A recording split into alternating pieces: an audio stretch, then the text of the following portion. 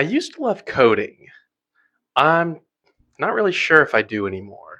With all the recent backlash of Daddario allegedly using Suno to advertise their strings, it's been really interesting to see the community really rally around not using generative AI. And I think that's awesome. I don't feel like I'm trying to convince anyone here to not use Suno, but I wanted to offer a different perspective. So I was watching KDH's video on the Daddario situation, and he mentioned something that I hadn't really thought about to this point. He said that maybe Daddario didn't even know. Maybe it was just some employee that was tasked with making a video, making a song. It was going to take 4 days, and he decided, you know what, I can do this with AI in like an hour or however long it takes. I have no clue. He got it done, called it a weekend, cut a corner, as many employees do, and it blew up in their face. Now, maybe that's not what happened. I don't know, but it was an interesting idea, and it sort of reminds me of my experience with using AI with my day job. I'm a software engineer, and it's no secret that AI is extremely helpful for writing code. The company pays for it, and it's just what we use. Good or bad, right or wrong, it's just a tool that we use. But that's pretty recent. I've been coding for, I don't know, 8 or 9 years now, and for a long time I really loved writing code. I just thought it was fun. For me, it was a creative outlet. I could build something and then see it work. There's a level of craft to it. I mean, I know this is super nerdy, but the way that you organize things, the way that you structure things and utilize your stuff in your workflows, I don't know, there's just something to it, and it makes the process of building it feel really good. It was just a fun thing. And a fun way to problem solve too. Every task was like a little puzzle. I was constantly learning new things from the internet, from my coworkers, from just discovering them and researching. Genuinely, I would spend 40 hours a week writing code for my job, and then coding was my favorite off-the-clock hobby too. I've built a bunch of things just for fun in my spare time. Maybe I've used them, maybe I haven't. And then AI emerged, and it did some things pretty well, and it did other things not so well. And then a few years passed by, and it became integrated into our tooling so that you could basically just prompt it, and it would go through and write all the code, run the tests. I mean, it would basically do my job for me. Very reminiscent of Suno, as I understand it. It took all of the craft and skill out of what needs to be done. Now, granted, the more experienced engineers can make the AI come up with something better, something more maintainable, something we can all still work in. But even so, it's doing the job for me, kind of to the point where it's stolen all of the joy, if that makes sense. I'm pretty much no longer solving problems. I'm no longer really learning. I'm no longer really collaborating with my coworkers. And when I'm done working, if I start working on a coding project, either I can use a free tier of AI to help me because I'm not spending the amount of money that it takes to build stuff, which is a lot, I might add. And just the economic sustainability of AI makes me wonder if the future of YouTube and content creation and all that is as grim as some of the things that I've heard.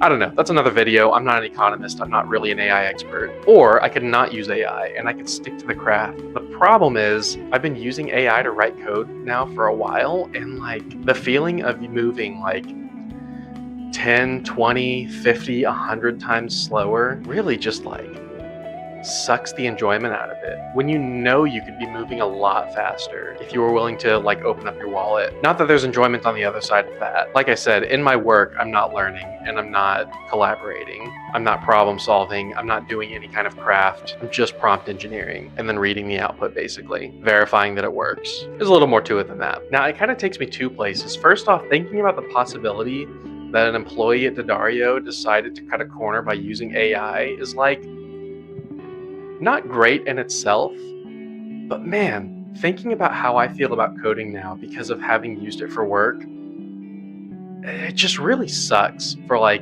what that could do to that guy's love for playing guitar. Maybe love for music production? I don't know, there's a lot of things that I feel it's stealing here. There are a lot of things that suck about this, but I really feel sorry for him if that's what happened. I feel sorry that he felt he needed to cut the corner of creating music and playing the guitar so that he could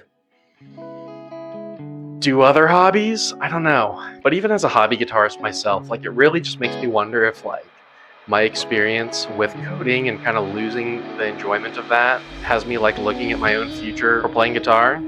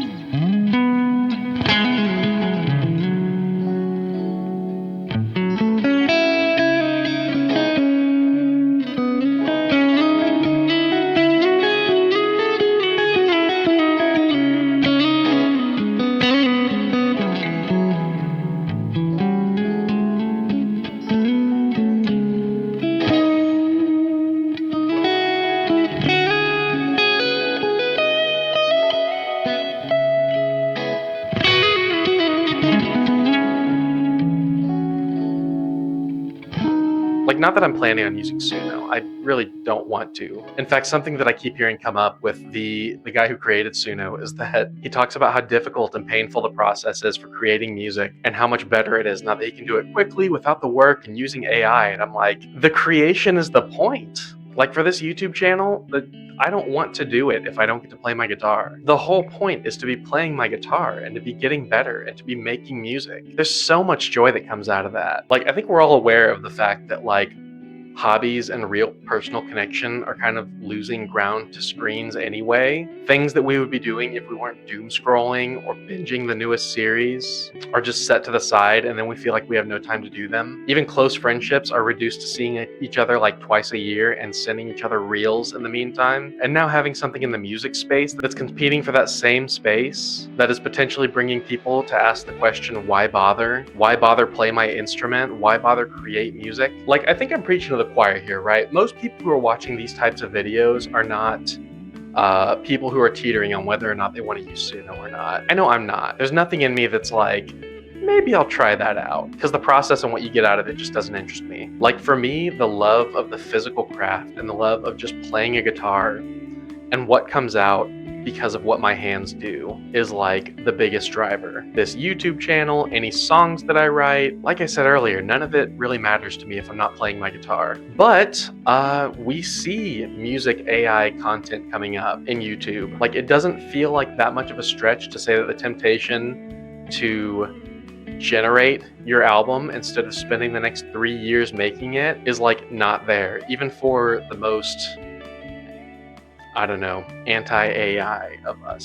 Like, just the accessibility of it makes it like just another thing that is constantly knocking at the door. And it kind of feels like it could be a personal Pandora's box type of thing. I mean, sure, you generate a song and no one's telling you to stop playing your guitar, but it's not really going to be the same afterward. The same way that sitting at my computer and writing a project is not the same. Just the other day, I had a project that I decided I wanted to start working on, and I sat down at my computer and I started, I didn't get very far in before I hit up Claude to see how far I could get on the free tier. And it got me pretty far, I have to say. That was pretty cool, but it didn't get me the whole way. And as soon as I ran out of tokens, I didn't really want to work on it anymore. I think there's probably a level to which I could push past that and find that enjoyment again. But removing that level of accessibility for something that I really enjoyed is, I don't know, it sucks. So what do we do with this? I don't know. Keep not using Suno, I guess? That feels overly prescriptive, but I would say, before you reach for a tool that feels like it might be more efficient, that feels like you get the job done better, I would look real hard at that and ask, what could I be compromising? What could I lose by doing this? But I don't know, maybe that's just me. Let me know in the comments, like, your experience with this. As both an engineer and a musician, and like also a musician on YouTube, I guess, I find that dual perspective on AI really interesting, and to look at both perspectives and see, and just compare them and see what people are saying. I'd love to hear, like, what are you doing with AI right now? Maybe the answer is nothing, and that's cool if so. But it could be that based on your work, like, it just would not be practical enough to not be using AI. So I'd love to hear your perspectives on like that compared with what people are saying about it in music. And especially I'd love to hear like if using something like AI, or really any kind of convenience tool like that, has like had a similar type of effect for you, and if you've been able to overcome it. Let me know any of that in the comments. Thank you so much for watching. Hit that like button, subscribe if you enjoy this type of thing, and I guess I'll see you in the next one.